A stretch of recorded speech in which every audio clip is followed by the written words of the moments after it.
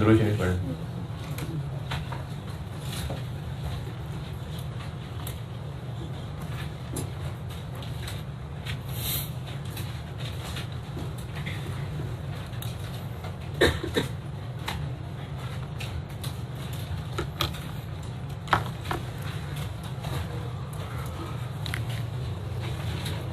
सवाल दिया था कल,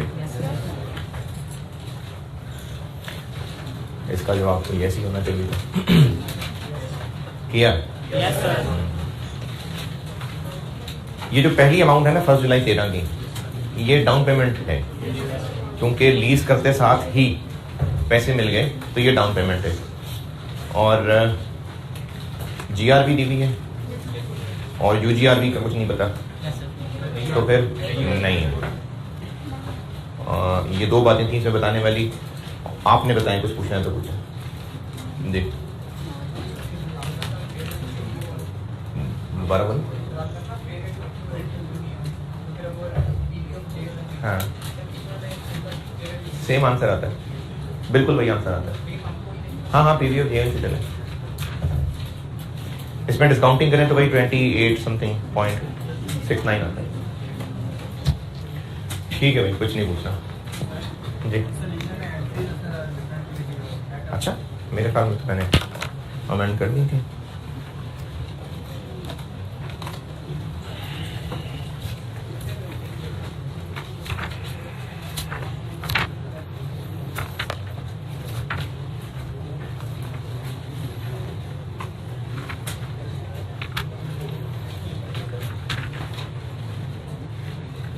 अच्छा अच्छा, वो मैंने ज़बानी एक दफ़ा कहा था शायद कि वो जो दो एंट्रीज हैं आप कंपाउंड भी कर सकते हैं, तो मैंने बस कंपाउंड की है, आप दोनों अलग अलग कर लें।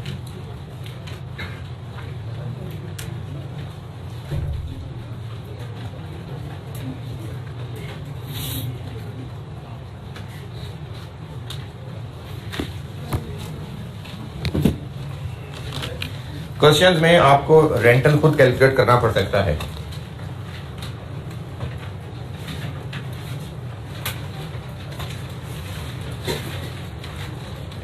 आपको क्वेश्चन में रेंटल कैलकुलेट करना पड़ सकता है, हो सकता है सवाल में रेंटल ना बताया हो, लीज रेंटल आपको खुद कैलकुलेट करना पड़े।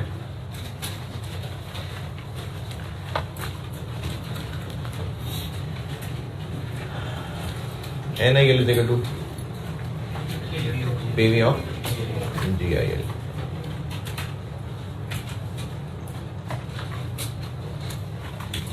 ठीक है, ये ऐसे है, यही है ना PV of GIL।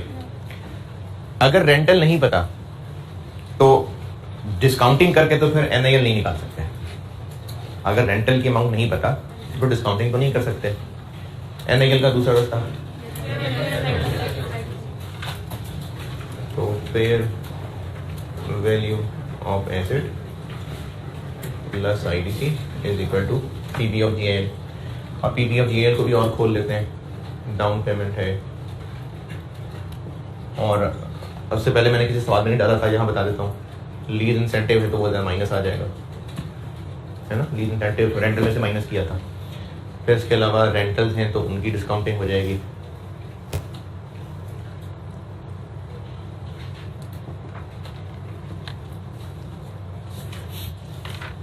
फिर इसके अलावा BPO है तो उसकी डिस्काउंटिंग हो जाएगी,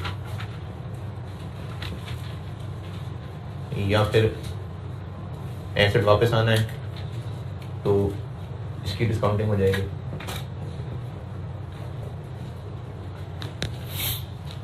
इस पूरे में से क्या नहीं पता? आर। और अगर सवाल में आपको आर खुद ढूंढना पड़ा तो बाकी यकीनन पता होगा। और यहाँ पर दोबारा लिख दूँ, बार बार लिखूंगा ताकि याद रहे। Only in case of financer lessor. तो अगर सवाल में आपको रेंटल कैलकुलेट करना पड़ा तो बाकी चीजें यकीनन दी होंगी, तो यहां से रेंटल फाइंड हो जाएगा हैं? बस ठीक है, हो गया रेंटल फाइंड। ऐसे करते हैं रेंटल फाइंड कि आपको बाकी चीजें सारी पता होंगी और ये पता होगा कि GIL की PV NIL होती है, तो NIL दूसरे रिश्ते से निकाल के फिर यहां से रेंटल निकल आएगा। जी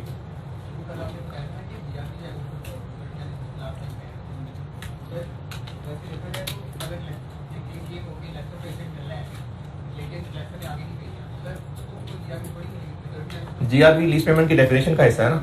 सवाल ये पूछा है कि जब हम लीज पेमेंट्स में मेच्योरिटी एनालिसिस में आखिरी लाइन में जीआरबी को ऐड कर रहे हैं, आखिरी लाइन में जीआरबी को ऐड कर रहे हैं, तो हो सकता है लेसर का इरादा बदल जाए, वो एसेट बेचे ही ना बाद में, तो फिर तो जीआरबी नहीं मिलेगी उसको।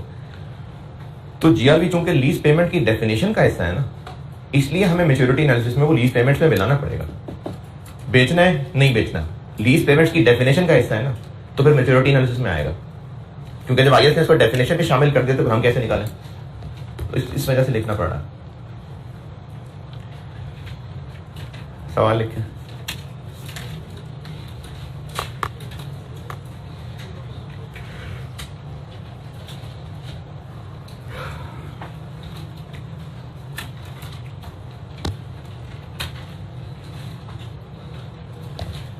Fair value of asset, fair value of asset 190,000, 190 1,90,000। IDC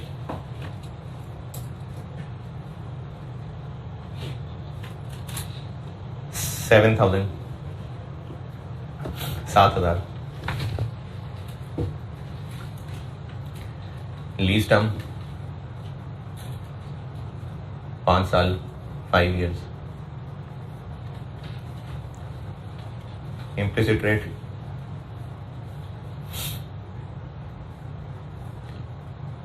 13%, 13%।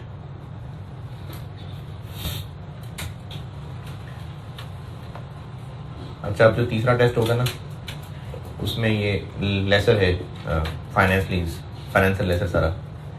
Dealer क्योंकि इतना अच्छा नहीं कराया होगा तब तक, तो इसलिए फाइनेंशियल लेसर तक। डीलर लेसर तो बल्कि करवा ही नहीं पाऊंगा, उम्मीद है शुरू शायद आज करवा पाऊँ, लेकिन फाइनेंशियल लेसर तक है सारा। ऑपरेटिंग लीज दोबारा कर ले पावे, फाइनेंस लीज फाइनेंशियल लेसर तक बस। कहाँ तक लिखा? Implicit rate. BPO, BPO 25,000, 25,000।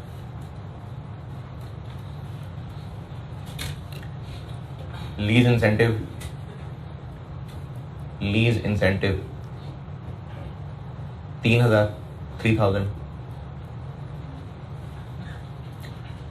और lease rental payable at end of every year.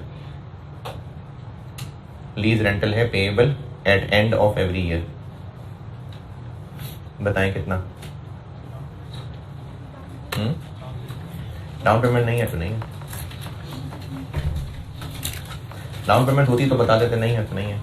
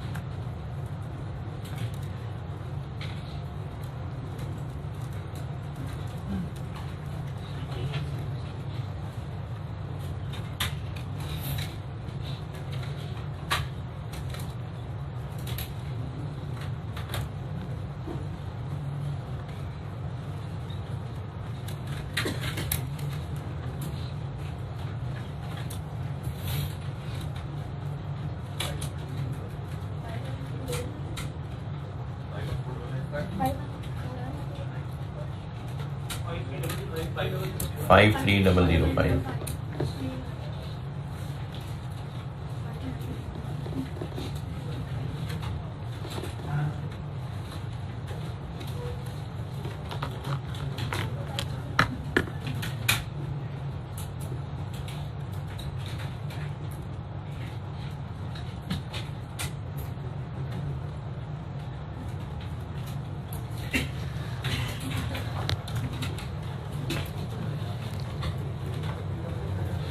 53,005.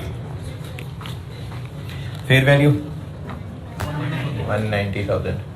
IDC 7,000 और लीज इंसेंटिव 3,000 प्लस रेंटल पता नहीं 1 - 1 प्लस 13% पावर -5 और BPO है 25,000 1 प्लस 13% पावर 5. ये वहाँ चला जाएगा, प्लस हो जाएगा, ये बन जाएगा 2 लाख. ये चीज़ माइनस होगी और इस बड़े ब्रैकेट से डिवाइड कर देंगे तो बन जाएगा 53,005. तो इस तरह से आपको रेंटल कैलकुलेट करना पड़ सकता है सवाल में. चलें एक एडवांस वाला भी कर लें.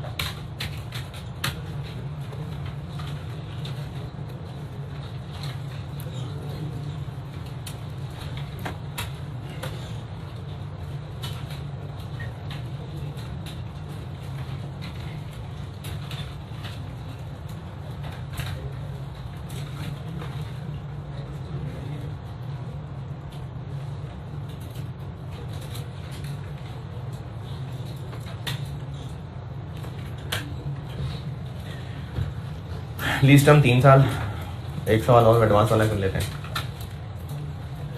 लीज टर्म 3 साल है.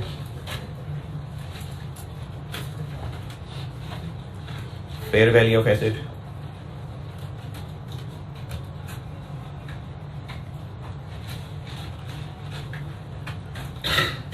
235,000 2,35,000. IDC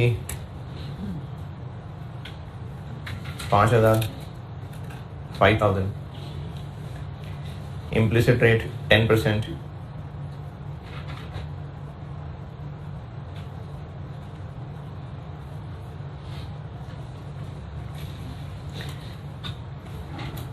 GRV 20,000 20,000. Lease rental payable eight start of every 6 महीने. लीज रेंटल है payable eight start of every 6 महीने. इम्प्लिसिट रेट बता दिया, कितना बताया? ठीक है, बताएं लीज रेंटल कितना.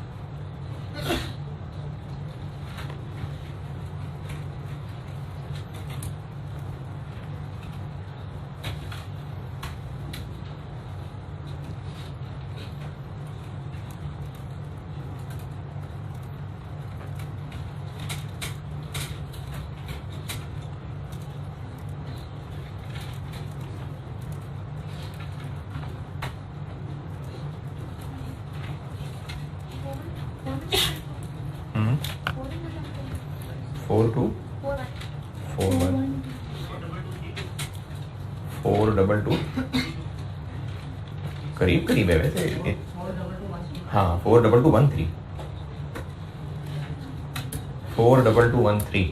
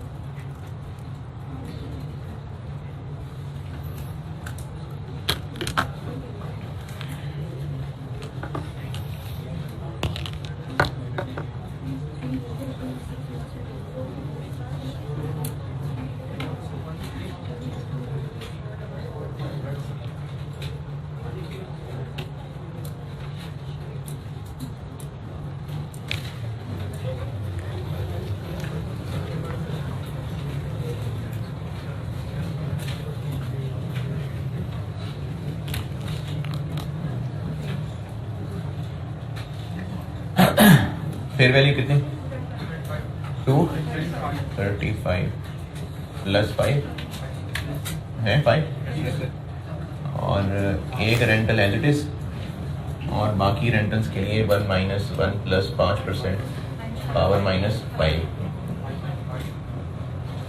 Plus 20,000 5% power.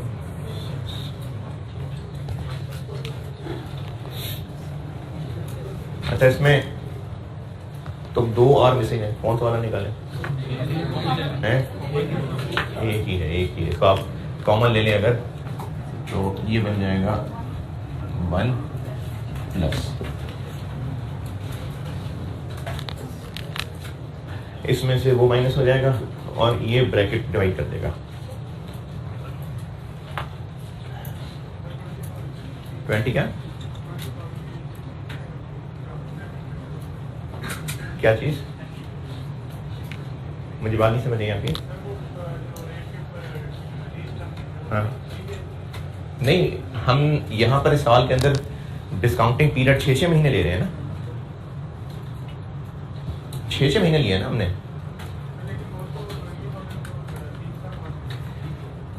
3 साल बाद नहीं मिलना, 6 महीने बाद मिलना, क्योंकि डिस्काउंटिंग पीरियड हम 6 महीने ले रहे हैं। क्यूएम में एक चीज आपने सीखी होगी, शायद मैं बोलूँ तो आपको याद आ जाए, जो रेट होता है ना कंपाउंडेड एनुअली, कंपाउंडेड 6 मंथली, ये 2 डिफरेंट चीजें होती हैं। तो अगर हम इस सवाल के अंदर डिस्काउंटिंग 6 महीने की कर रहे हैं तो इसका मतलब ये रेट भी 6 महीने वाला ही है।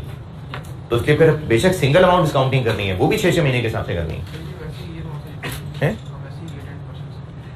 अगर आप इसको 10 करें और इधर पावर 3 करें तो फिर ये रेंटल 4-3, हाँ, और टेबल 0 नहीं होगा, इनपे जाके थोड़ा सा फर्क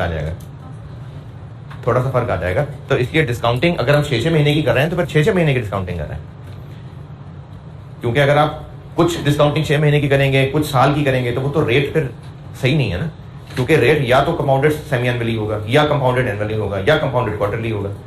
तो अगर हम लोग डिस्काउंटिंग कर ही 6 मंथली रहे हैं तो उसका मतलब ये रेट 6 मंथली के लिए है, तो फिर इसकी डिस्काउंटिंग भी 6 महीने के हिसाब से करनी है। तो इसका आंसर बनता है 42213 है।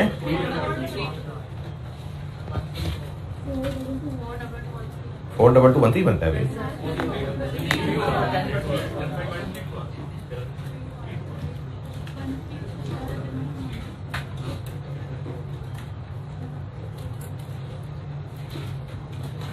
एक मिनट फार्मूला चेक कर लो जरा।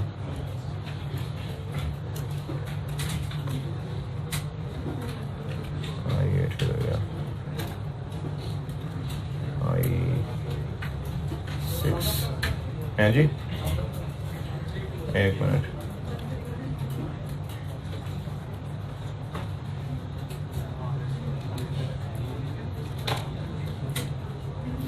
हाँ सही है, वो मेरे पास फार्मूला सही नहीं लगा हुआ। I8 नहीं I7 बाय I8 और I4 into I4 into I8। हाँ ठीक है, 42232 ना, हाँ ठीक, 42232 42232।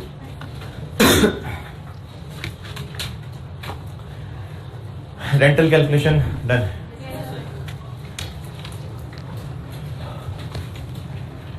अच्छा, चूंकि ये काफ़ी सारी पढ़ ली लीजिए, इसलिए अब आप एक दो चीज़ें समझने के काबिल हुए हैं। इनिशियल मेजरमेंट में जो जगह खाली छोड़ी थी वहाँ आइए। फाइनेंशियल लेसन में एक दो बातें लिखवाता हूँ। पहले एक बात लिखवाता हूँ, फिर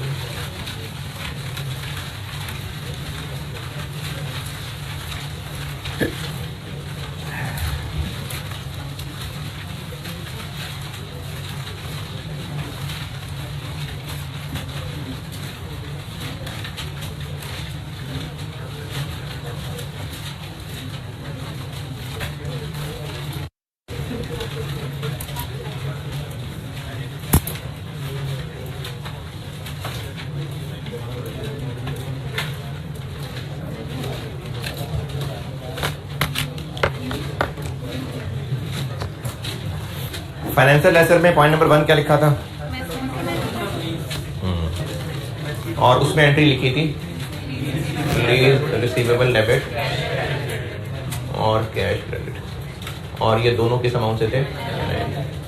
अच्छा, इसके नीचे एक नोट लिखने, पहले समझ लें फिर अपने अल्फाज में नोट लिख लीजिएगा। इसी पॉइंट 1 के नीचे फाइनेंशियल लेसन में point 1 at commencement of lease ये एंट्री की थी, इसी के नीचे एक नोट लिख लें, लेकिन पहले समझ लें। हो सकता है कि बैंक गाड़ियां लीज पे जो देता था वो पहले सारी गाड़ियां खरीद के लीज पे देता था, तो फिर उसमें पैसे जेब से जाते थे। लेकिन हो सकता है बिजनेस ने अपने एम्प्लॉयज को अभी अभी कुछ नई गाड़ियां दी थी और वो पूरी एक टीम निकल गई और वो गाड़ियां नई हैं और बैंक की अपनी है, तो बैंक ने कहा चलो इनको भी हम ऐसा करते हैं लीज पे दे देते हैं, थोड़ी सस्ती देते हैं बेशक लेकिन लीज पे दे देते हैं। या बैंक में अगर ये बात नहीं भी इतनी अच्छी लग रही तो लीजिंग कंपनीज भी होती हैं, बैंक के तो और भी 50 काम है ना, लीजिंग कंपनीज भी होती हैं जो करते ही लीजिंग है, तो वो अपना कोई पीपीई भी लीज पे दे सकते हैं। अब एंट्री क्या होगी अगर उस बिजनेस ने, ये वैसे टेस्ट नहीं हुआ अभी तक लेकिन हो सकता है, अगर अपना ही कोई पीपीई उठा के लीज पे दे दे फाइनेंस लीज पे, वो एसेट क्रेडिट हो जाएगा कैश की जगह। लीज रिसीवेबल किस तरह से डेबिट होगा? लीज रिसीवेबल तो एनआईएल से ही होगा, लीज रिसीवेबल एनआईएल से ही होगा, क्योंकि एसेट पुराना था या नया था, पास पड़ा हुआ था या खरीदा है, लीज रिसीवेबल एनआईएल से ही होगा, क्योंकि इससे टेबल बनना है और रेंटर्स ने पे होना है तो जाके इसने जीरो होना है, तो इसलिए लीज रिसीवेबल तो एनआईएल से ही होगा। लेकिन यहां पर उसका एसेट क्रेडिट हो जाएगा कितने से? भाई ये तो बुक्स में से निकल रहा है ना, ये रेंट बुक वैल्यू से होगा, तो ये तो डेबिट क्रेडिट बराबर नहीं हो रहा।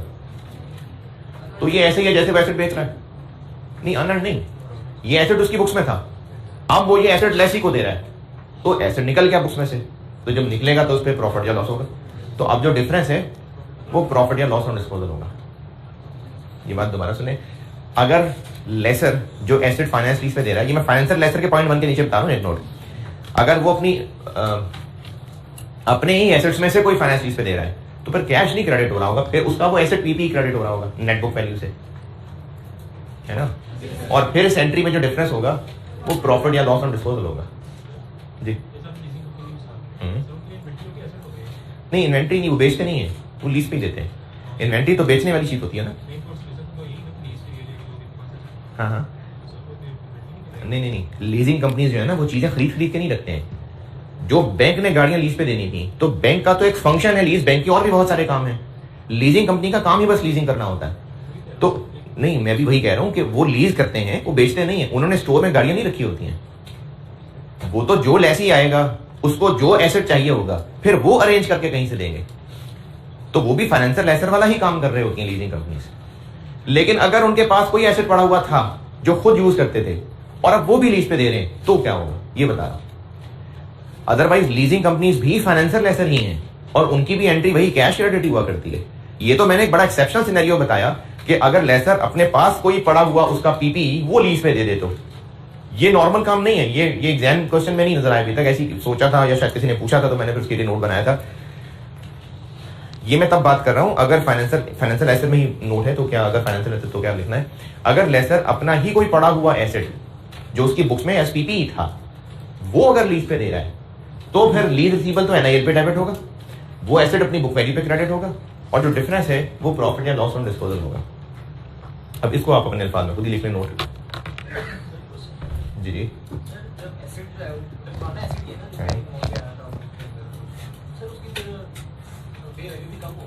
ठीक है, किससे कम होगी? नए से, हाँ ठीक है, कोई बात नहीं, ठीक है। तो बिल्कुल नहीं, बिल्कुल नहीं। इस पुराने एसेट की NIL उसने भी रेंटल कैलकुलेट करना होगा, तो बस कोई फेयर वैल्यू कोई बेस बना के रेंटल कैलकुलेट करेगा। तो फेयर वैल्यू तो मार्केट में जो भी है वो बुक वैल्यू तो नहीं होगी, डिफरेंट ही होगी, और वो इसी फेयर वैल्यू को ही यहां रख के फिर रेंटल कैलकुलेट करेगा। रेंटल खुद कैलकुलेट करते हैं, जैसे आपने किया वैसे ही कैलकुलेट होता है, तो वो फेयर वैल्यू को ही सामने रख के रेंटल कैलकुलेट होता है। तो उसने जो भी मार्केट से इसके फेयर वैल्यू लगवाई होगी उसी के हिसाब से रेंटल कैलकुलेट किया होगा, तो वो फेयर वैल्यू बुक वैल्यू के बराबर तो नहीं होगी। जी क्यों, पुराने की फेयर वैल्यू नहीं हो सकती?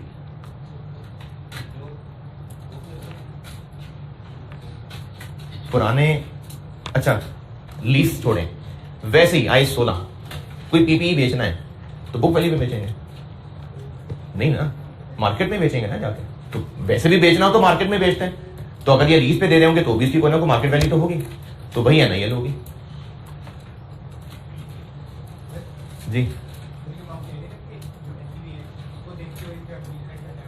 NBV को नहीं मैंने कहा, नहीं फेयर वैल्यू कहा है। हाँ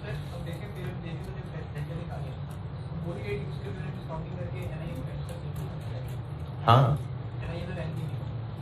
अरे भाई यही है, चलो यही वाला एसेट है, इसकी फेयर वैल्यू 2,35,000 है, ठीक है फेयर वैल्यू। बुक वैल्यू इसकी 1,80,000 है, बुक वैल्यू 1,80,000 है। इसी पुराने गले सड़े एसेट की जो लीज पे दे रहे हैं फेयर वैल्यू 2,35 है, क्या ये भी लाजमी 1,80 होगी? नहीं, इसकी बेस पे रेंटल कैलकुलेट कर लिया।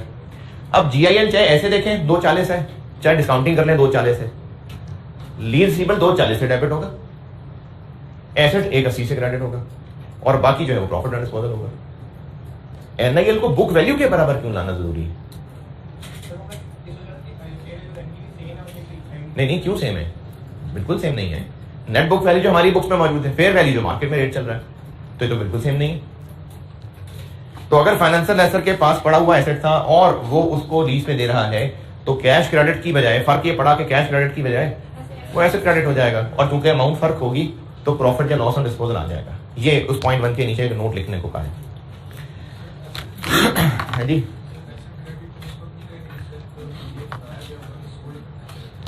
नहीं, इस एसेट, अच्छा ऑनलाइन वालों के लिए सवाल ये पूछा है कि एसेट क्रेडिट क्यों हो रहा है, ये बेचा तो नहीं है, अभी तो लीज पे दिया है।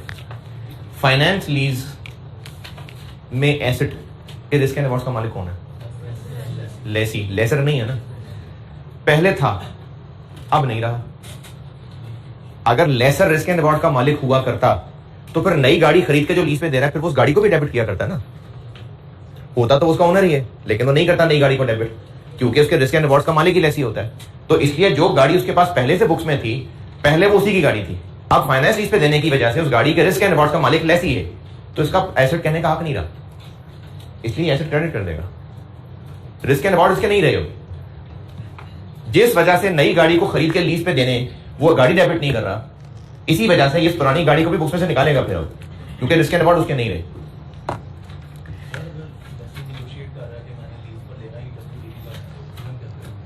भाई क्यों करेगा ऐसे, वो क्यों करेगा ऐसे? आप जाए रिसेप्शन पे, कहे जी मैंने तो फीस ही 2,000 देनी है, आप भूल कह रहे हो जाए। अरे भाई मार्केट है ना, ये कमर्शियल ट्रांजैक्शन है ना, किसी दुकान पे जाए, किसी भी दुकान पे, ब्रेड कितने की आती है? 70 की, उसको कोई मैंने तो 40 की लेनी है, कमर्शियल ट्रांजैक्शन है ना। तो ऐसे थोड़ी कि ऐसी कहेगा मैंने बुक वैल्यू पे लेनी पड़ेगा, जी सर आप जैसे कहें कमर्शियल ट्रांजैक्शन है, क्यों कहेगा वो बुक वैल्यू पे? वैसे भी उसको बुक वैल्यू नहीं पता होगी। चलें आप वापस आज वाले पेज पे आ जाए।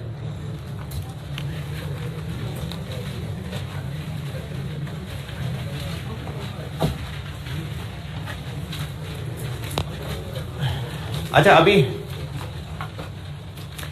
जो बात बताने लगा हूं ना, वो बस नॉलेज के लिए है, समझ आ जाए तो बहुत अच्छी बात है, नहीं तो इग्नोर कर देना, नोट ही ना करना बेशक, मेनली नॉलेज के लिए। और मैं इसको लिख भी देता हूं।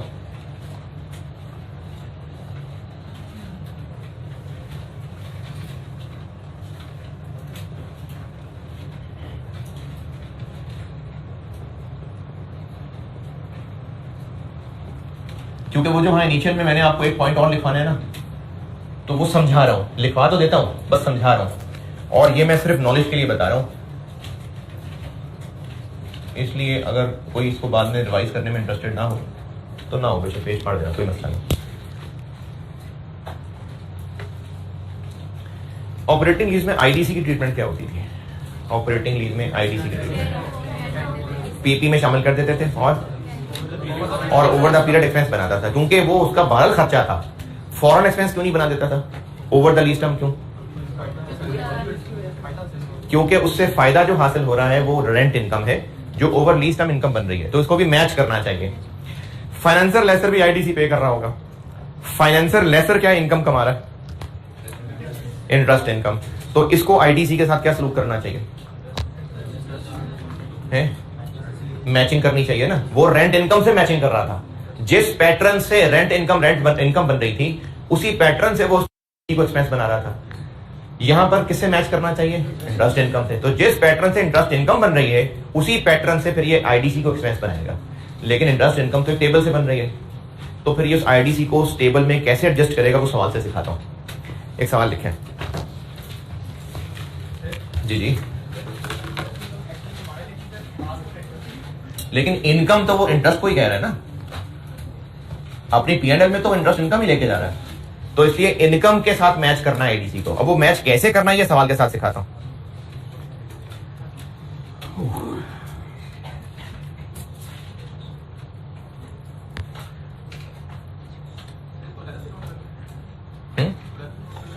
नहीं वही नहीं, वो उससे आज वाले पेज पे आ जाए।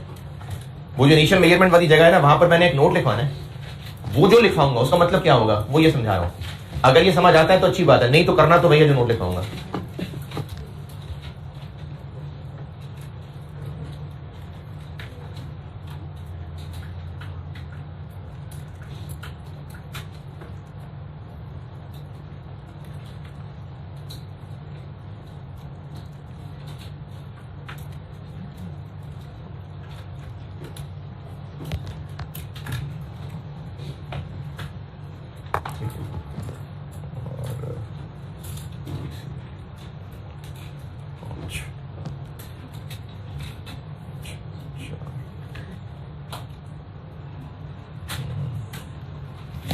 चलें लिखें, सवाल लिखें।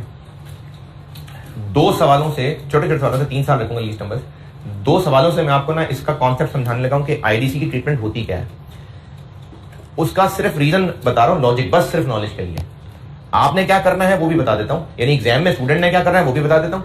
और वो जो स्टूडेंट ने करना है, या वो जो अभी मैं अंग्रेजी लिखवाऊंगा, अंग्रेजी भी इसलिए लिखवाऊंगा क्योंकि आपको एमसीक्यूज में पूछी जा सकती है। सिर्फ उस अंग्रेजी का मतलब समझाने के लिए, सिर्फ नॉलेज के लिए काम कराने लगा। लीस्ट टर्म 3 साल, 2 क्वेश्चन से कराऊंगा, ठीक है। लीस्ट टर्म 3 साल है। Fair value of asset, fair value of asset 220,000, 2,20,000। IDC 0।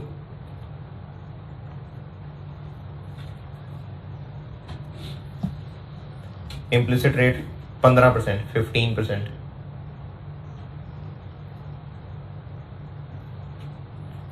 Commencement 1 January 19।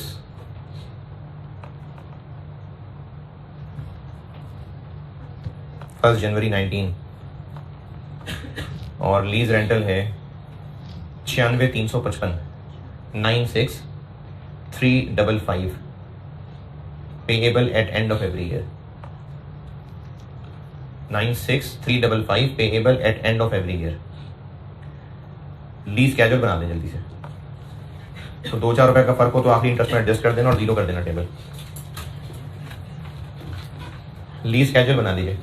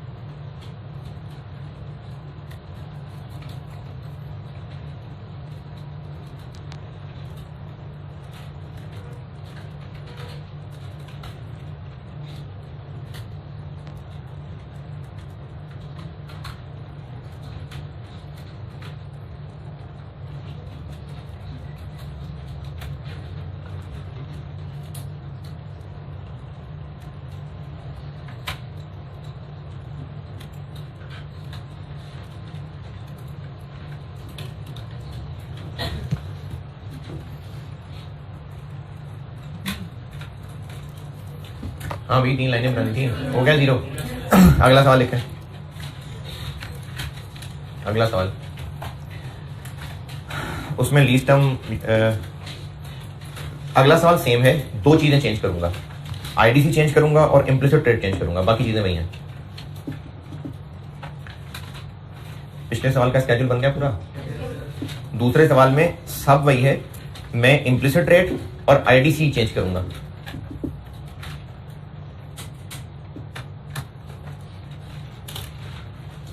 चीजें दोबारा लिखनी है तो लिख लें, अगर ये कहना है बाकी सब सेम है तो ये भी लिख लें, फिर मैं आपको आईडीसी और इम्प्लिसिट रेट बताता हूं।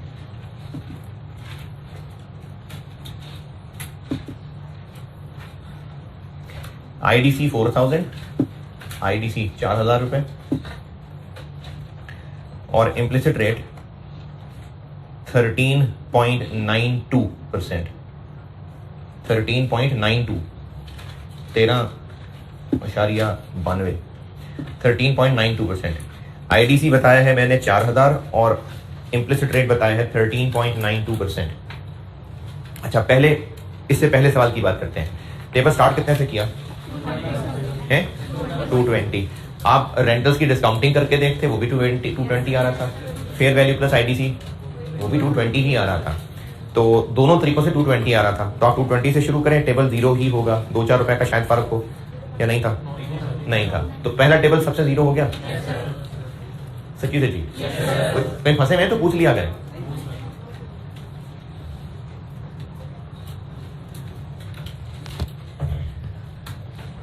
चलें, दूसरे टेबल में पहले स्टार्टिंग पॉइंट टैली कर लें मुझसे।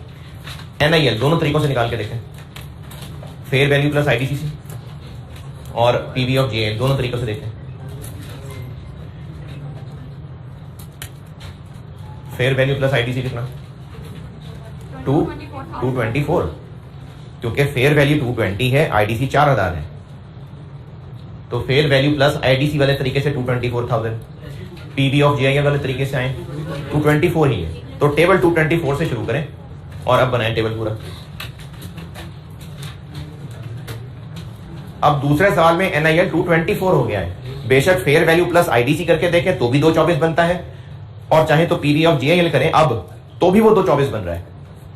तो 224 से शुरू करें और टेबल पूरा बनाएं, और ये भी एंड पे 0 होगा। इसमें भी अगर कोई 2-4 का फर्क है तो वो इंटरेस्ट में एडजस्ट हो जाएगा। 224 से शुरू होके अब दूसरा सवाल टेबल दोबारा बनाइए।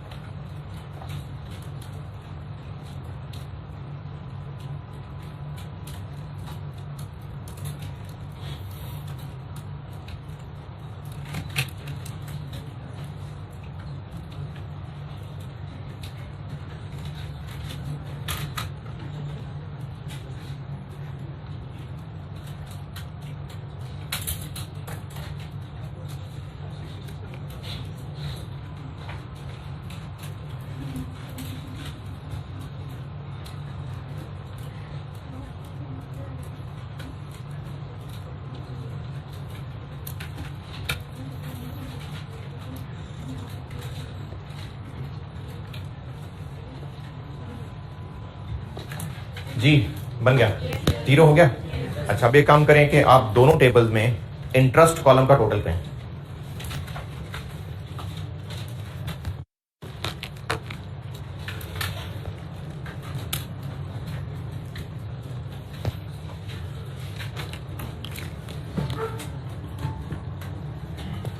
पहले टेबल में इंटरेस्ट का टोटल क्या आ रहा है? 690655 होना चाहिए, 5 होगा। दूसरे टेबल में 6506, कितना फर्क है? 4000। अब ये गौर करिए हुआ क्या। जब इस लेसर को आईडीसी नहीं पढ़ा था तो पहला टेबल है और उसका इंप्लिसिट रेट 15% और उसके हिसाब से उसने इंटरेस्ट इनकम बना ली। दूसरे सवाल में उसको मैंने आईडीसी डाल दिया 4000। इस 4000 के आने से इसको भी अल्टीमेटली तो एक्सपेंस बनना था, 4000 खर्चा है ना, तो वो एक्सपेंस बनने की बजाय चूंकि उसने इंटरेस्ट इनकम से मैचिंग करनी थी तो वो हर साल की इंटरेस्ट इनकम को खाता गया और वो खा के देखें 4000 कम हो गई। क्या हर लाइन में 1200 कम हो रहा है, 1300 समथिंग? नहीं, यानी ये इंटरेस्ट इनकम में ऐसे रच बस रहा है कि उसी को खा के ये चार्ज हो रहा है। दोबारा सुने, इंटरेस्ट इनकम बनती और ये एक्सपेंस बनता तो भी नेट प्रॉफिट में तो उन्होंने नेट ही होना था। तो इसको इस तरह से एडजस्ट किया जाता है कि ये एनआईएल का हिस्सा बन जाता है। इंप्लिसिट रेट में इसके लिए एक मार्जिन रखा जाता है। जैसे देखिए पहले सवाल में इंप्लिसिट 15 था, अगले सवाल में उसको 13 समथिंग करना पड़ा ताकि ये इंटरेस्ट को कम कर सके। तो आईडीसी एनआईएल का हिस्सा बना दिया जाता है और उसके बाद फिर टेबल जाने, इंप्लिसिट रेट जाने और आईडीसी जाने। ऐसे इंटरेस्ट इनकम बनती है कि जैसे उसमें से खाए गए 4000 और वो इस तरह से चार्ज हो जाता है पीएनएल को। अलग से एक्सपेंस नहीं बनता, एनआईएल का हिस्सा बन जाता है और उससे वो इंटरेस्ट इनकम को खाना शुरू कर देता है और over a period interest income कम आ जाती है कि जैसे एक्सपेंस चार्ज हो गया। ठीक है, वो आपको नजर आ रहा है 4000 का फर्क पड़ा है। ये होती है इसकी ट्रीटमेंट का लॉजिक। दोबारा सुनिए, आईडीसी जब लेसर पे करेगा तो वो है तो उसका खर्चा तो एक्सपेंस बनना चाहिए, लेकिन चूंकि इंटरेस्ट इनकम से मैचिंग होनी चाहिए तो उसका तरीका ये किया जाता है कि इसको एनआईएल का हिस्सा बनाया जाता है, फिर इंप्लिसिट रेट की ट्यूनिंग करके उसको एडजस्ट किया जाता है इस तरह कि आपको इंप्लिसिट रेट जब टेबल में इस्तेमाल होगा तो इंटरेस्ट इनकम ऑटोमेटिकली कम आएगी। किससे कम? आईडीसी की अमाउंट से कम। यानी अगर आईडीसी ना होता तो जो इंटरेस्ट इनकम होती कम हो जाएगी। तो उससे क्या हुआ कि आईडीसी इनडायरेक्टली पीएनएल को चार्ज हुआ एक्सपेंस बनने की बजाय इनकम को खाके। आईडीसी को एनआईएल में बनाने की रीजन, मिलाने की रीजन ये है ताकि ये ओवर द पीरियड इनकम को खा जाए। फाइनेंसर लेसर आईडीसी को एनआईएल का हिस्सा बना रहा है और उसके बाद वो टेबल में इस तरह से रच बस गया आईडीसी के इंटरेस्ट इनकम को खा के उसने कम कर दिया। जी हाँ, नहीं टेबल ही 0 नहीं होगा, ये टेबल 0 ही नहीं होना। आप 224 से शुरू करें और रेट 15% लगाएं, टेबल ही 0 नहीं होगा। है? क्या क्या है? इंप्लिसिट रेट वो रेट है, लेसर की जेब से आज पैसे कितने जा रहे हैं ये, और कल को पैसे आ कितने रहे हैं ये, इन दोनों का जो डिफरेंस है वो इंटरेस्ट इनकम है।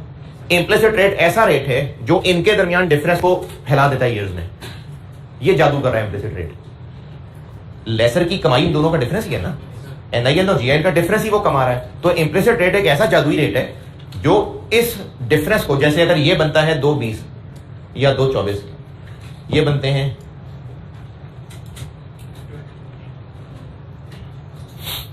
96 355 into 3 289065। तो इन दोनों के दरमियान जो डिफरेंस है वो लेसर ने 3 साल में कमाना है ना। तो इंप्लिसिट रेट ऐसा रेट है जो इसको 3 साल में फैला देगा, वरना इसको 3 पे डिवाइड कर देते।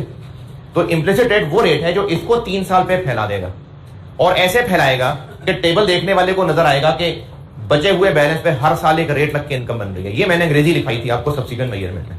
तो इंप्लिसिट रेट ऐसा रेट है जो इस कमाई को 3 साल में फैला रहा होता है। यही मकसद है इंप्लिसिट की जिंदगी का कि वो इसको बस 3 साल पे फैला रहा होता है। बहुत ऊंची ऊंची बातें हो रही हैं। इंप्लिसिट रेट की जिंदगी का मकसद है कि वो इस कमाई को बस ओवर द लीस्ट टर्म फैला दे।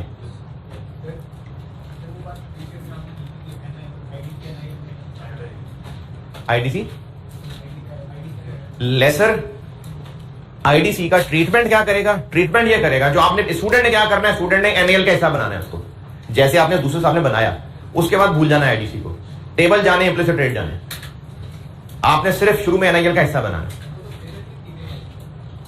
हाँ बिल्कुल, उसकी भी बात करता हूं, किसी को समझ नहीं आएगी बात? तो स्टूडेंट ने करना क्या है, स्टूडेंट ने सिर्फ इतना करना है कि आईडीसी को एनआईएल का हिस्सा बनाना है, लेकिन ये भी तब अगर एनआईएल निकाल रहे हैं फेयर वैल्यू प्लस आईडीसी वाले तरीके से। तो अगर आप एनआईएल निकाल ही पीवी ऑफ जीआईएल वाले तरीके से रहे हैं, फिर आईडीसी को लिफ्ट ही नहीं करानी, उसका आंसर आ ही 2/24 जाएगा।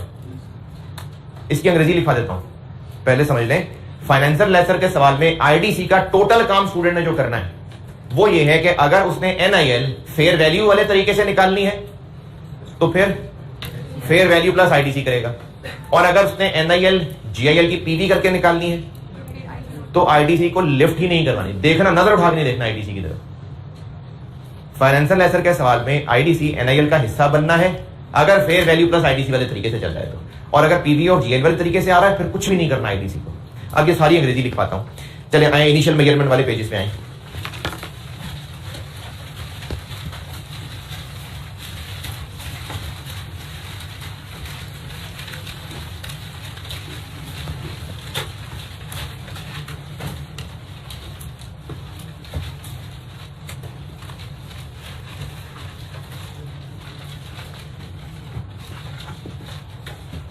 फाइनेंशियल लेसर में हूं और अभी तक पॉइंट 1 लिखवाया है, ठीक है, और पॉइंट 1 के बाद ये उसी का एक नोट लिखवाया था। अब फाइनेंशियल लेसर में पॉइंट 2 लिखें। फाइनेंशियल लेसर में पॉइंट 2, इनिशियल मेजरमेंट में हूं, फाइनेंशियल लेसर में point 2।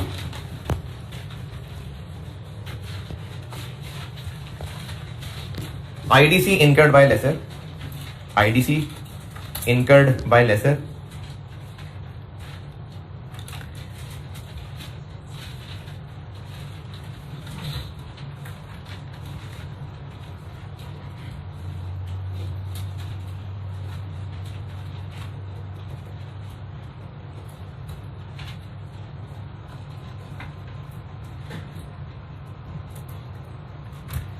is included in initial measurement of NIL, is included in initial measurement of NIL,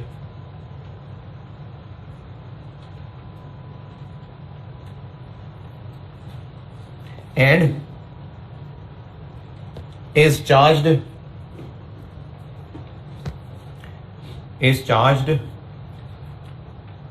over lease term, is charged over lease term in form of reduction in finance income या interest income, in form of reduction in interest income। यहां तक की अंग्रेजी दोबारा सुने। IDC incurred by lessor is included in initial measurement of NIL and is charged over lease term in form of reduction in interest income। यहां तक की अंग्रेजी समझ आई। NIL का हिस्सा बनाएंगे यानी 2/24, और फिर ये ओवर द पीरियड ऑटोमेटिकली किस तरह चार्ज हो जाएगा, इंटरेस्ट इनकम को खा के, ये कहा मैंने। इसी में आगे लिखिए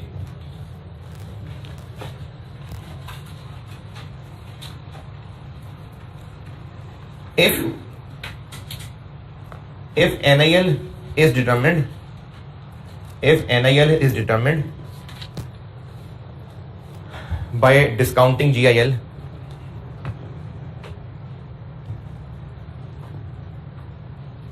if NIL is determined by discounting GIL at implicit rate,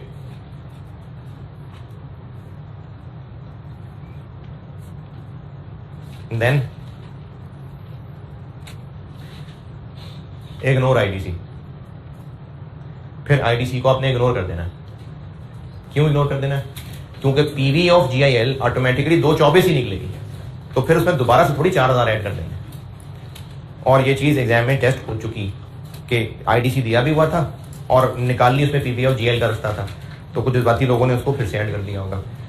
ये सारी अंग्रेजी लिखवाई है और उसको समझाने की यहां कोशिश की थी मैंने। Financer lessor IDC, okay. Financer lessor initial measurement खत्म।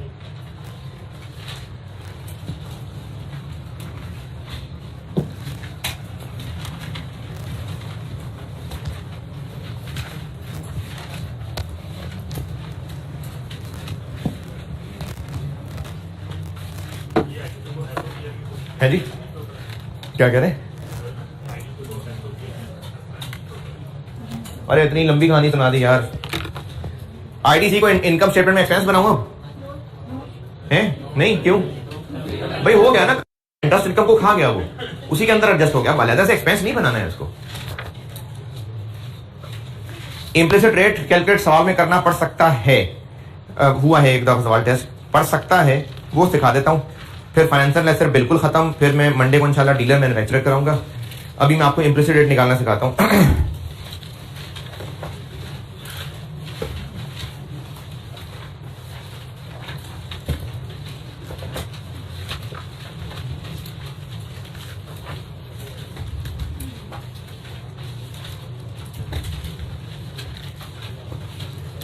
एक छोटा सा सवाल होमवर्क तो कर ही लेंगे, 9 नंबर का सवाल है इसमें।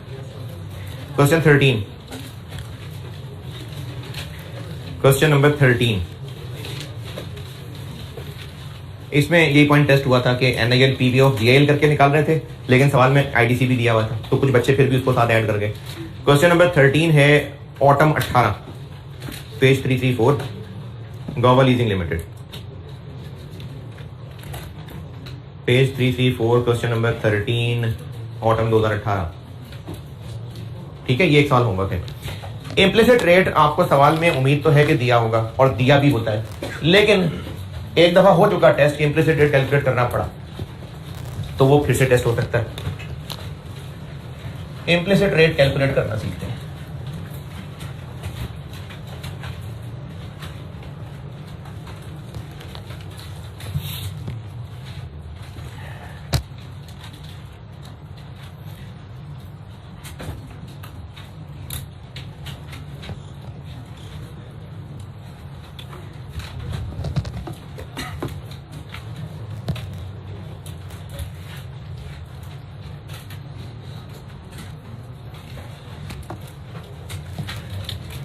इम्प्लिसिट रेट कैलकुलेट करने का एक लेंथी तरीका है, और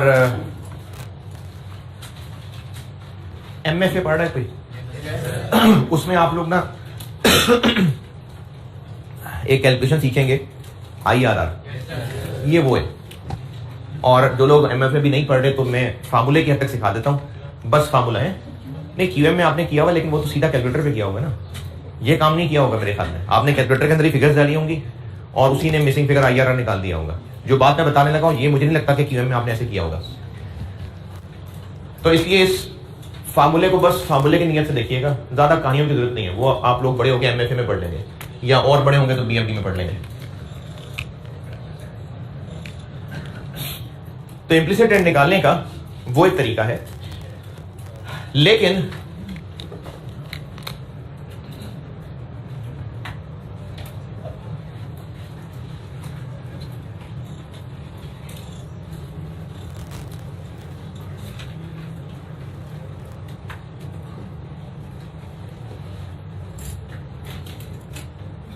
अगर ये मामला हुआ, और जो एग्जाम में टेस्ट हुआ था ना, वो ये वाली सिचुएशन थी, तो फिर ये उससे भी एक छोटा तरीका है।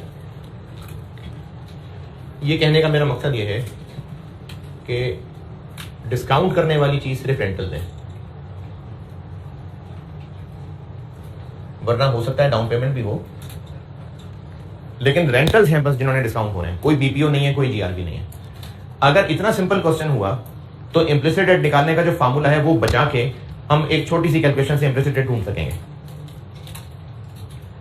अगर GIL में सिर्फ रेंटल्स हैं, तो फिर वो जो एक लंबा कैलकुलेशन का फार्मूला, फिर उसकी जरूरत नहीं पड़ेगी, फिर एक ही एक्शन से हम लोग पहुंच जाएंगे। एग्जाम्पल भाई लेता हूं, अभी सामने आई ही थी एग्जाम्पल। फेयर वैल्यू 220 है, IDC 4000 है, फाइनेंसर लेसर है, क्योंकि अगर डीलर लेसर हुआ तो ये चीज नहीं होगी फिर। और रेंटल क्या था? 96, 96355 payable eight end of every year और लीज टर्म कितनी 3। इम्प्लिसिट रेट निकालते हैं। अच्छा, इसमें सिर्फ रेंटल ही है, तो इस सूरत में, इस सिनेरियो में इम्प्लिसिट रेट निकालना एक आसान तरीके से हो जाएगा। वो लंबा फार्मूला नहीं लगाना पड़ेगा और एग्जाम में टेस्ट भी यही चीज हुई है, दूसरी वाली चीज नहीं टेस्ट हुई है। इसमें इम्प्लिसिट रेट निकालने का तरीका बताने लगा।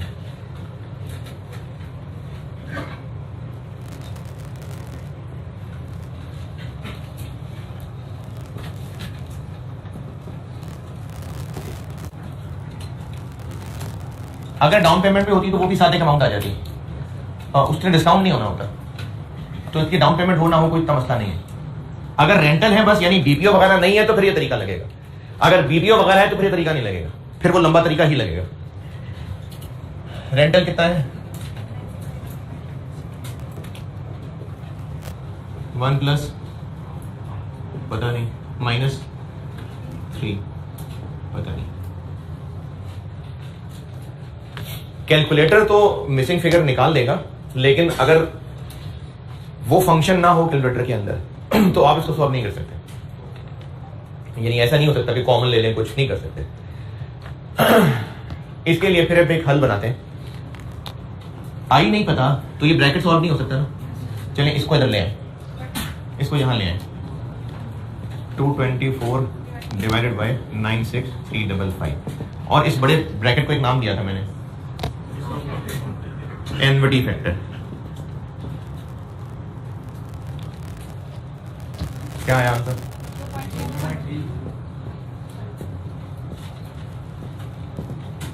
2.325।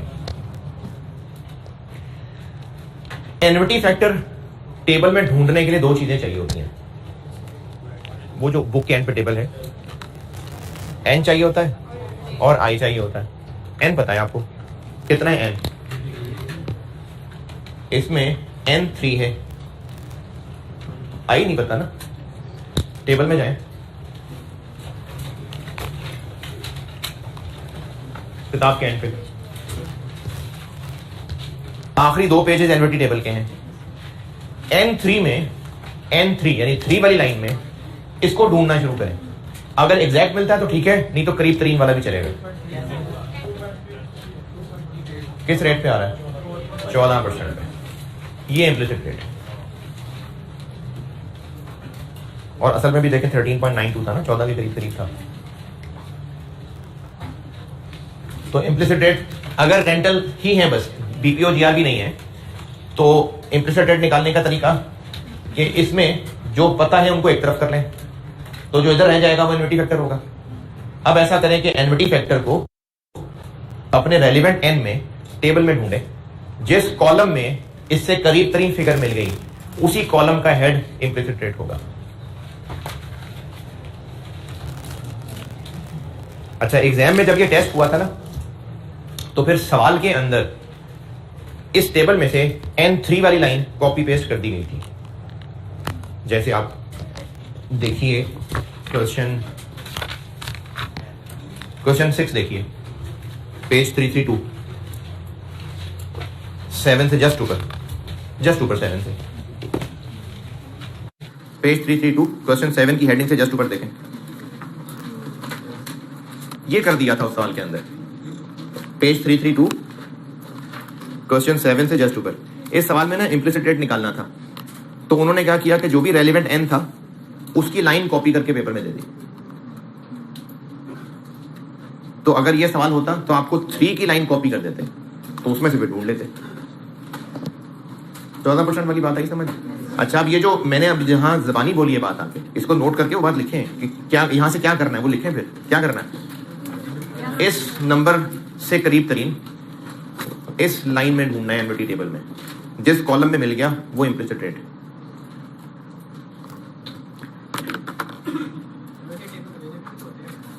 इतने नहीं होते वो, और इतना टाइम भी नहीं है कि आप उनसे टेबल मांगे। तो तो इसलिए अगर ये एग्जामिनर ने टेस्ट करना हुआ, जो कि एक दफ़ा हुआ था, ये है भी 2006 की बात, और उसने फिर टेबल इसी में छाप दिया था। अगर दोबारा टेस्ट करना होगा तो फिर दे देगा टेबल।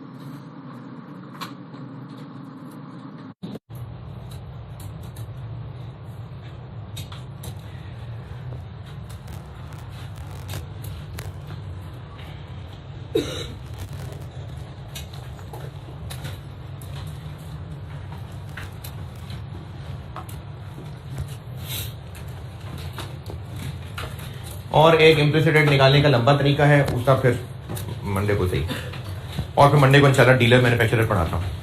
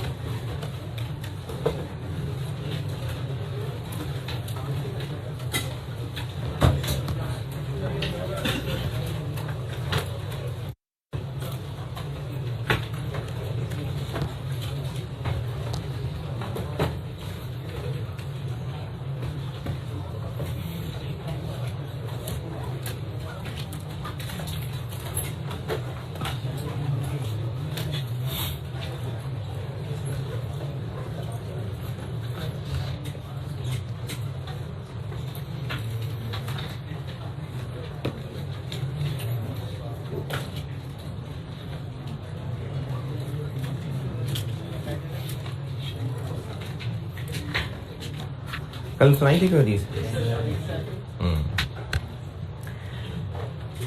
अच्छा, दो सुना रहा हूँ, और है तो ये ऐसा टॉपिक जिसमें मैं बोलता ही जाऊँ, और अगर किसी ने पहले मेरे बयान सुने हुए हैं या चैनल देखा हुआ है तो मैं को 5-6 बयान तो इस पर कर चुका हूँ, और ये बात है ही इतनी लंबी।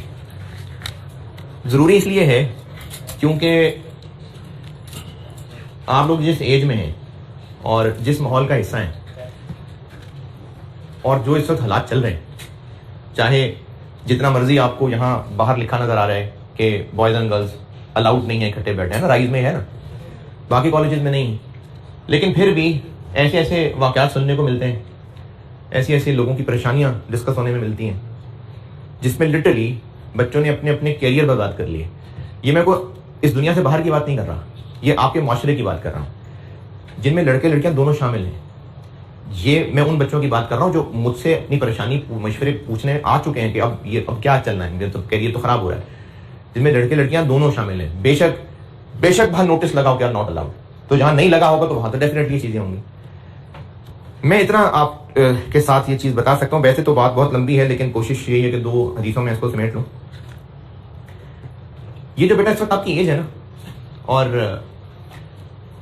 अब आप चूंकि जवान हैं, तो ये एक अलग चीज है कि आपके घर की तरबियत कैसी थी, आपका करैक्टर कैसा है, या आप लड़के हैं या लड़की हैं, बहुत बाहया हैं या बेहया हैं, ये सब चीजें अपनी जगह हैं। लेकिन जिस तरह जिस्म को भूख लगती है, जिस तरह जिस्म को नींद आती है, जिस तरह इंसान पेशाब पखाना करता है, इसी तरह जिस्म की जिनसी जरूरत होती है जब इंसान बालिग होता है। तो आपके अंदर ये बाय नेचर एक अट्रैक्शन है। लड़के ने लड़की की तरफ अट्रैक्ट होना है, लड़की ने लड़के की तरफ अट्रैक्ट होना है। ये अल्लाह ने फितरत का हिस्सा रखा है, और आप लोग क्योंकि सारे जवान हैं तो आपके अंदर ये जज्बा मौजूद है।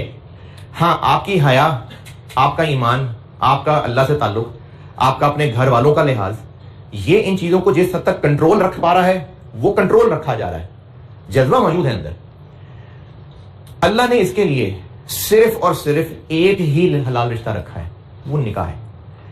ये जो इस वक्त स्टूडेंट्स के अंदर एक बहुत कॉमन धोखा शुरू हो गया कि हम सिर्फ दोस्त हैं, और दोस्त का वर्ड भी चलो जिसको अजीब लगता है, वो मेरे भाई जैसा है, और वो भाई क्यों बड़ी अच्छी पढ़ाते हैं इसलिए मैं उनसे पढ़ती हूँ बैठ के, और वो लड़का कहता है कि मेरी जो है ना वो बहन जैसी है और वो मेरी बड़ी फिक्र करती है और मेरा उसकी वजह से मेरी अकाउंटिंग अच्छी हो पाई है। ये शैतान का वो धोखा है जो आप समझते बूझते खा रहे हैं धोखा, क्योंकि अंदर दिल कर रहा है ना, तो आप ये धोखा खाने को तैयार है। अभी क्योंकि आपके अंदर जज्बात बने हैं तो आप इस चीज की आप रिस्क लेने को तैयार हैं कि आगे जितनी मर्जी बर्बादी हो, और ज्यादा बर्बादी लड़की के लिए होती है, आप ये रिस्क लेने को तैयार हो जाते हैं। और वो बच्चियां खासतौर पे जो दूसरे शहरों से आई होती हैं, उनके लिए रिस्क लेना और आसान हो जाता है, क्योंकि अब्बू भाई छोड़ने नहीं आ रहे, तो फिर आसान हो जाता है। और वो लड़के भी स्पेशली जो दूसरे शहरों से हैं, हॉस्टल में रहते हैं, उनके लिए भी रिस्क लेना आसान हो जाता है। क्योंकि अभी अच्छा लग रहा है, मजा आ रहा है, तो वो रिस्क लेने को तैयार है। और इसका नुकसान आखिरत में तो जो होगा सो होगा, दुनिया भी खराब हो रही होती है। इमोशनल डिस्टर्ब, पढ़ाई बिल्कुल सत्यानाश, और उसके बाद के जो रिश्ते कल को बनने हैं, आपकी फैमिली लाइफ होनी है, वो भी सब डिस्टर्ब होनी है।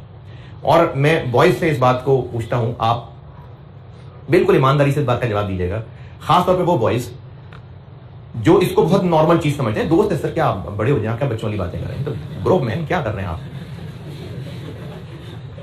उनसे मैं 2 सवाल पूछ रहा हूं, अगर अंदर थोड़ी सी भी गैरत है तो शायद मेरी बात फील कर पाए। आप अगर कहें कि जी सर मैं तो बिल्कुल बहन समझता हूं और मैं बिल्कुल इज्जत करता हूं, आपकी अगर बहन हो और एक लड़का आपके पास है, जी मैं आपकी बहन को अपनी बहन ही समझूंगा, बिल्कुल साफ नजर से देखूंगा, बस मुझे दोस्ती कर लेने, पढ़ाऊंगा, बस बिल्कुल ईमानदारी से पढ़ाऊं, बड़ी अच्छी क्लियम पढ़ाता हूं, एक्सेप्टेबल है? क्यों भी बॉयज? नहीं।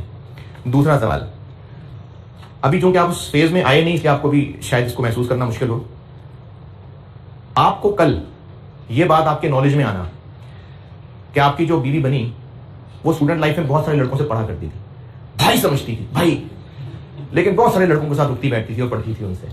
अभी शायद आप इस बात को इमेजिन भी ना कर पा रहे हो, लेकिन अगर आप में गैरत है तो आपको अच्छा नहीं लगेगा। अगर किसी को लगता नहीं इसमें क्या मसला है, तो फिर उसको मुबारक, उसकी बगैरती शुरू हो चुकी है। और ये जो 2 सवाल मैंने बॉयज से पूछे हैं, अगर गर्ल्स अक्लमंद हैं तो ये जवाब उनके लिए भी बहुत है काफी समझाने के लिए कि मर्द कभी भी कल को नहीं चाहेगा कि उसकी जो बीवी हो वो अपनी स्टूडेंट लाइफ में कैसी थी, वो नहीं चाहेगा। तो ये जो अभी आप लोगों को जवानियों के अंदर एक मजा आता है ना, जी बड़ी बहुत रिस्पेक्ट करता है मेरी, बिल्कुल बहन जैसी समझता है, बहुत केयरिंग है, ये सिर्फ और सिर्फ वो वक्ती जज्बात हैं जिनको बहाना चाहिए दोस्त लफ्ज का, किस लिए अंदर के ना वो मजे उनको पूरा करने का। अच्छा जी, कुरान पाक सूरह रूम, अल्लाह ताला का इरशाद है और उसकी निशानियों में से है कि उसने तुम्हारे लिए तुम्हारी ही जिन से जोड़े पैदा किए ताकि तुम उनसे राहत हासिल करो। ये अल्लाह ने जोड़े पैदा किए ताकि राहत हासिल करो, और उसने तुम्हारे दरमियान मोहब्बत और रहमत डाली है, अल्लाह ने डाली है, ठीक है। अच्छा, इसी के साथ एक हदीस बताता हूं, इब्ने माजा 1847, सैयदना इब्ने अब्बास रज़ियल्लाहु ताला अन्हु से रिवायत है कि रसूलुल्लाह सल्लल्लाहु अलैहि वसल्लम ने फरमाया, 2 मोहब्बत करने वालों के लिए, वो जो अल्लाह ने मोहब्बत डाली है ना, 2 मोहब्बत करने वालों के लिए निकाह से बेहतर कोई चीज नहीं है। तो ये जो बच्चे आप इस वक्त जवान हुए हैं ना, और आपको ये जो दोस्तियां चाहिए क्योंकि आप इस एज को एंजॉय भी करना चाहते हैं, ये चीज अल्लाह की नजर में बिल्कुल पसंदीदा नहीं है। और चलो अगर आप अल्लाह को नहीं भी मानते, अपने फ्यूचर की फिक्र तो है ना, आपकी जिंदगी खराब होकर रह जाएगी। और मैंने इसके केसेस बहुत देखे हुए हैं, तकरीबन हर सेशन में कोई ना कोई मशवरे करने आ रहा होता है जिसको मैं समझा रहा होता हूं। तो इसलिए ये जो लड़की को अल्लाह ने इज्जत दी है, इज्जत ये सस्ती नहीं है कि मुख्तलिफ स्टूडेंट्स के साथ बहन और भाई का रिश्ता बना के पाकीज़ा मोहब्बत, हाँ पाकीज़ा मोहब्बत, ये इसके लिए नहीं है। अपने आप को मेरे बच्चों गिराओ नहीं, सस्ता ना बेचो अपने आप को। तो इसलिए आप पढ़ने आए हैं, और अल्लाह करे आप लोग अपने जो जिंदगियों में आपकी शादियां होनी है, शादी जो भी होनी है वो खैर खैरियत से जल्दी हो, इज्जत के साथ हो, वही आपके लिए अल्लाह की तरफ से जायज है। जो उससे पहले ये जवानियों में टाइम पास चल रहा होता है, इसमें आपके लिए भी खराबियां हैं और अल्लाह की नाराजगी अलग है। मंडे को मुलाकात होगी।